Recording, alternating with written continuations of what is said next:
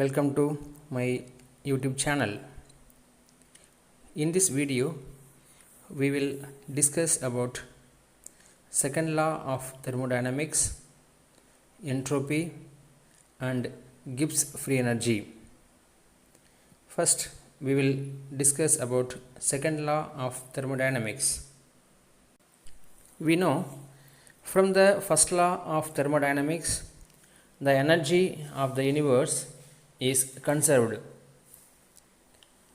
To explain the feasibility of a process, we need the second law of thermodynamics. Various statements of the second law of thermodynamics. First, entropy. The second law of thermodynamics introduces another state function called entropy. Entropy is a measure of the molecular disorder, that is randomness of a system. The change in entropy, that is ds, is defined as the ratio between heat change, that is dq reversible, and temperature in Kelvin. For a reversible cyclic process, delta S inverse must be equal to delta S system plus delta S surrounding must be equal to 0. The entropy is equal to heat energy exchanged divided by the temperature at which the exchange takes place. Therefore, the SI unit of entropy is Joule Kelvin inverse. Kelvin Planck statement, that is, it is impossible to construct a machine that absorbs heat from hot source and converts it completely into work by a cyclic process without transferring a part of heat to a cold sink. அதாவது ஒரு engine நம்ம கொடுக்கக்கூடிய இன்புட்டை 100% அவுட்புட்டாக அது ஒர்க்காக மாற்றாது அப்படின்றது தான் இந்த Kelvin Planck statement. And fourth statement, Clausius statement. It is impossible to transfer heat from cold body to hot body without doing some work. Cold பாடியிலேருந்து ஹாட் பாடிக்கு தானாகவே வெப்பம் போகாது இல்லையா? அதுக்கு உண்மையான விஷயந்தான். This is a Clausius statement. And fifth one is percentage efficiency. Efficiency can never be 100%. So efficiency is denoted by in the symbol of eta. Efficiency in percentage can be expressed T2 minus T1 by T2 into 100, where T2 is the higher temperature and T1 is the lower temperature. So efficiency based பண்ணி ஒரு problem. If an automobile engine burns petrol at a temperature of 816 degrees Celsius and if the surrounding temperature is 21 degrees Celsius, calculate its maximum possible efficiency. So given T1 கொடுத்துருக்காங்க, that is the low temperature 21 degrees Celsius. So 21 degrees Celsius plus 273 add பண்ணா we get a Kelvin, we get 294 Kelvin. This is T1 value. So T2 value, high temperature, that is 816 plus 273, we get 1089 Kelvin. Therefore percentage efficiency equal to T2 minus T1 by T2 into 100. So put the value in this formula, we get 73%. So next topic, entropy, change accompanying change of phase. When there is a change of state from solid to liquid, that is melting, liquid to vapor, that is evaporation, or solid to vapor, that is sublimation, there is change in entropy. This change may be carried out at constant temperature reversibly as two phases are in equilibrium during the change. Therefore, delta S, that is change in entropy, must be equal to Q reversible by T, or otherwise called delta H, that is enthalpy change reversible by T. Similarly, entropy of fusion must be equal to delta H fusion by Tf, where delta H fusion is a molar heat of fusion and Tf is the melting point. Entropy of vaporization must be equal to delta H vaporization by Tb, where delta Hv is molar heat of vaporization, Tb is the boiling point. Entropy of transition, that is delta St, must be equal to delta H trans by T, where delta H trans is the molar heat of transition, Tt is the transition temperature. So in the topic பொறுத்தவரை நமக்கு entropy change very important topic, because நமக்கு second law பொறுத்தவரையும் entropy gives free energy ரொம்ப important topic. அதுலேயும் polytechnic டிஆர்வியில் தனி டாப்பிக்கே கொடுத்துருக்காங்க, calculation of என்ட்ரோப்பின்னு ஒரு word கொடுத்துருக்காங்க. அப்போ இங்கேருந்து ப்ராப்ளம் நிறைய கேட்பாங்க, சரிங்களா? அப்போ என்ட்ரோபி சேஞ்சை பேஸ் பண்ணி சில ப்ராப்ளம் நம்ம டிஸ்கஸ் பண்ணலாம். அதில் first problem, calculate the entropy change during the melting of 1 mole of ice into water at 0 degrees Celsius and 1 atmospheric pressure. Enthalpy of fusion of ice is 6008 joule per mole. இப்போ இங்கே என்ன கொடுத்துருக்காங்கன்னு சொன்னால் delta H fusion கொடுத்துருக்காங்க 6008 joule per mole.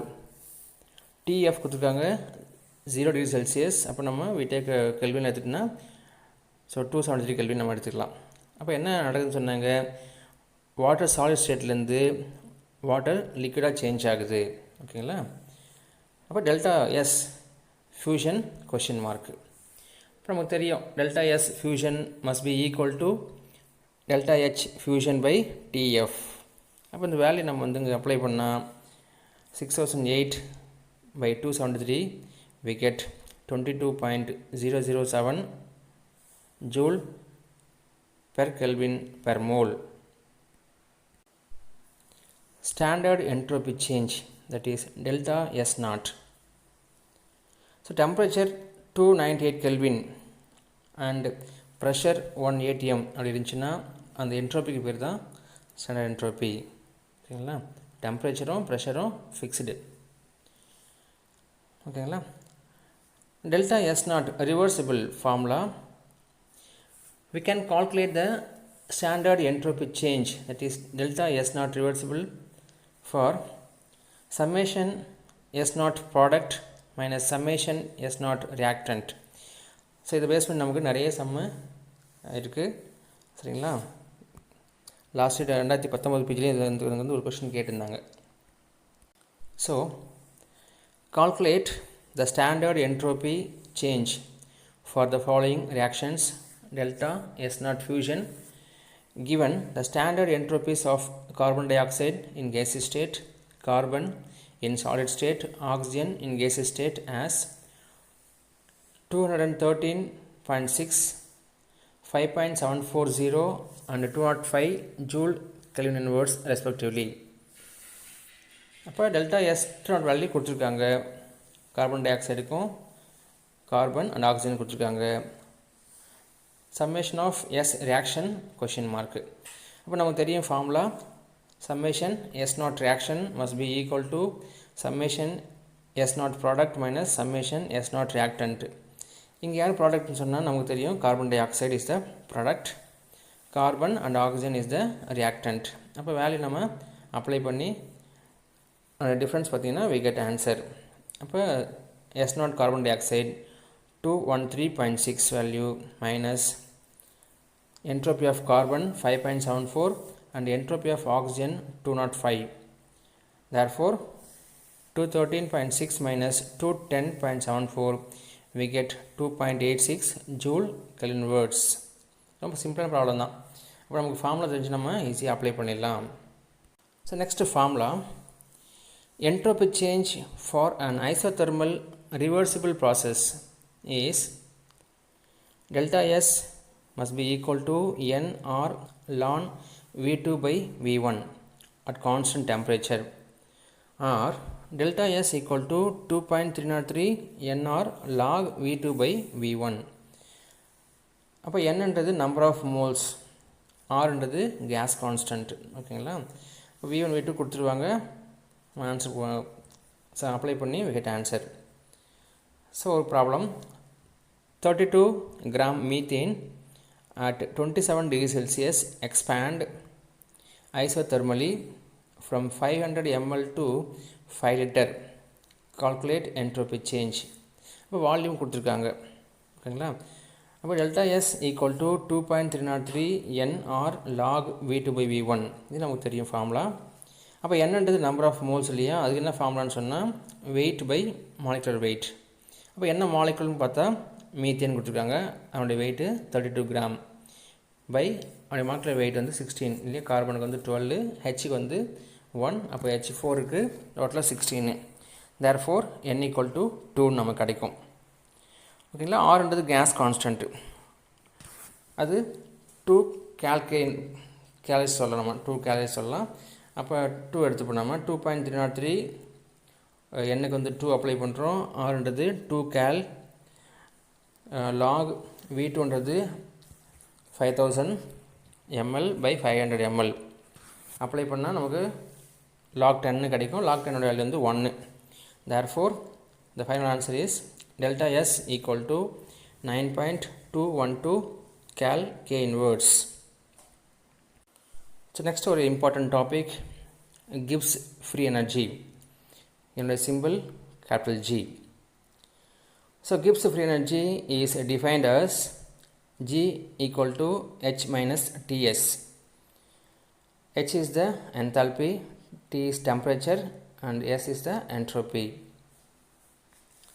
So Gibbs free energy is an extensive property and it is a single valued state function. இப்போ G வந்து delta ஜியாக மாற்றும் போது delta G equal to delta H minus T delta S நம்ம change பண்ணலாம். Delta ஜின்றது G2 minus G1 final free energy minus initial. அதே போல் டெல்டா ஹெச்ன்றது H2 minus H1 final enthalpy minus initial enthalpy. Delta எஸ்ன்றது S2 மைனஸ் S1. ஓகேங்களா, then இங்கே delta G 0 இருந்துச்சுன்னா it is a equilibrium process. அதுவே டெல்டா ஜி லெஸ் தென் 0 வந்துச்சுன்னா it is a spontaneous process. Delta G more then 0 it is a positive value வந்துச்சுன்னா it is a non spontaneous process. What is spontaneous, what is non spontaneous? A reaction that occurs under the given set of conditions without any external driving force is called spontaneous. நம்ம எந்த ஒரு செயல்படம் கொடுக்காம தானாகவே நடக்குது இல்லையா, அதுக்கு பேர் தான் spontaneous process. Otherwise it is set to be non spontaneous. நம்ம ஏதாச்சும் நம்ம அப்ளை பண்ணி ஒர்க்கோ ஏதாச்சும் நம்ம சேர்ந்து வர்றது நான் ஸ்பான்டேனியஸ் ப்ராசஸ் நம்ம சொல்கிறோம். And next formula, standard Gibbs free energy change of reactions equal to summation of Gibbs free energy product minus summation of G naught reactant. இது ஒரு ஃபார்முலா, நீங்கள் வந்து ப்ராப்ளம் கேட்பாங்க என்ட்ரோபி போலவே. அதே போல் delta G naught equal to minus RT ln K equilibrium or delta G naught equal to minus 2.303 RT log Kp. So these two equations is known as want of equations. ஓகேங்களா, இங்கேருந்தும் problem கேட்கலாம். ஓகேங்களா, இங்கேயும் பார்த்தீங்கன்னா ஆர்ன்றது gas constant, டீன்றது temperature. ஓகேங்களா, so delta ஜியை base பண்ணி problems.